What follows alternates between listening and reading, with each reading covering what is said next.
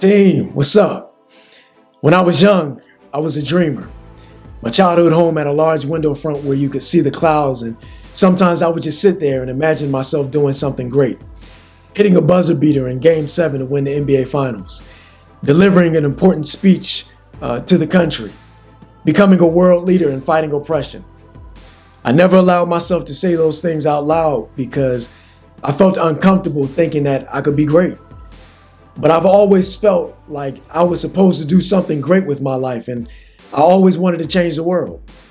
Couldn't tell you why, because there was nothing to suggest that I would do anything special with my life. I was just another one of the kids from Pine Forge, Pennsylvania, a town so small that I think it would be very generous to say that there were 150 residents.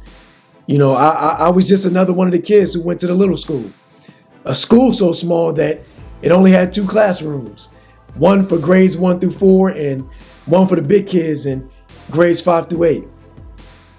My graduating class had 8 people in it. But even though I came from humble beginnings, I never felt less than, insignificant, or thought I couldn't compete if I were given a chance. In fact, I dreamed of putting that little town on the map. Can't tell you why. But for a long time, I just believed that I was going to do something great.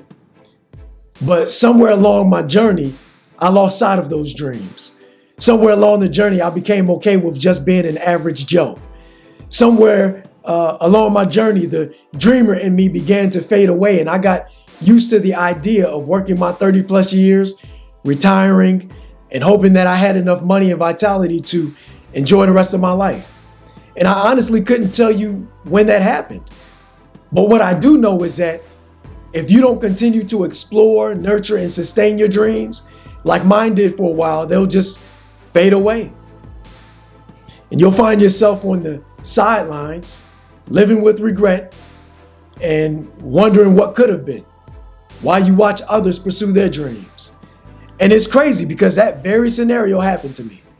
Years ago, I distinctly remember questioning this one individual for making a very radical and risky move in pursuit of their dreams. And years later, seeing how they turned their dreams into a reality because they believed in themselves, put the work in, and got the job done. And I'm going to be completely honest and transparent.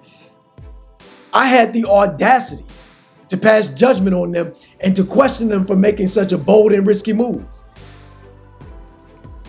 I just didn't believe they could do it. And they proved me completely wrong.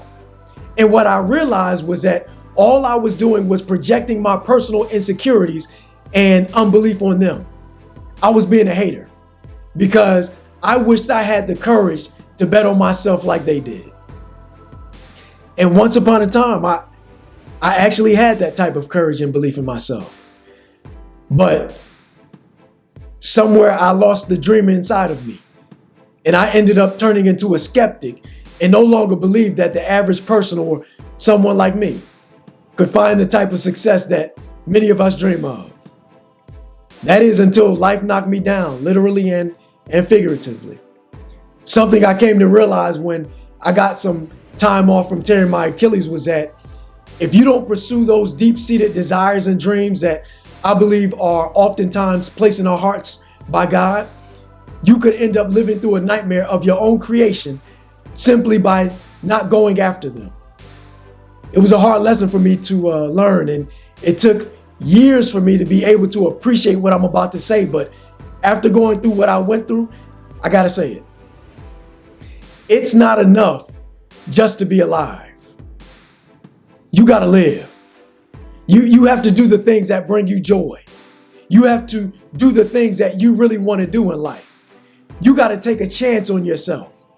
And you can't let life's circumstances get in the way of you pursuing your dreams, because that's what tends to happen. We get so caught up in just trying to survive, trying to make a living, trying to take care of our responsibilities, that we lose sight of who we really are and what really makes us feel alive. And I need to be clear, for me, I wasn't living through a nightmare because I was in the wrong profession or because I wasn't where I was supposed to be. I was living through a nightmare because I wasn't intentionally pursuing my dreams where I was. And I need you to hear me on this.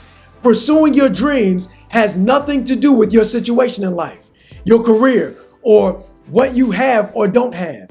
Pursuing your dreams is about your mentality. It's about your will, your drive, and your passion. When you have the right mentality, you'll pursue your dreams despite your situation, despite what you have to do to survive, and despite what you have or don't have. Because there's no such thing as the right situation. There's no such thing as the right time. You'll never have enough or everything you need to feel comfortable going after your dreams. And that's why they're called dreams. They're called dreams because they're not the safe option. They're called dreams because they have to be created. They're called dreams because they're not guaranteed. They're called dreams because they're not ordinary. They're called dreams because most people don't believe they can become a reality. But you don't have to be most people. You don't have to be the average person. And I want you to stretch yourself even further from just trying to get back on track through this course, from just trying to accomplish your goals, from just trying to come back from failure to believing that anything is possible. Because it's one thing to start believing that you can accomplish some of the things that you failed at before, but it's a whole different ball game to start believing that you can do what you once thought was impossible. And this is the last thing I'm going to say, so you can get to your workbook and get going on this session. But I got to say this: we all get one life to live. But here's the catch. You don't know how much time you have to live it. And because you don't know how much time you have to live it, you also don't know how much time you have left. So wouldn't it be a shame if you could have been, if you could have done, and if you could have had everything you ever wanted in life, but never took a chance on yourself because you didn't believe you could turn your dreams into a reality? Wouldn't it be a shame if you really could have changed the world? If you really could have been great, if you really could have been the best to ever do it? Wouldn't it be a shame if you could have been everything you ever dreamed of, but didn't even try because you didn't believe? Listen to me. There's unlimited potential inside of you. The only one who can limit it is you, but you're also the only one who can unlock it. And you got to give yourself a chance to discover how great you can be and how far you can go.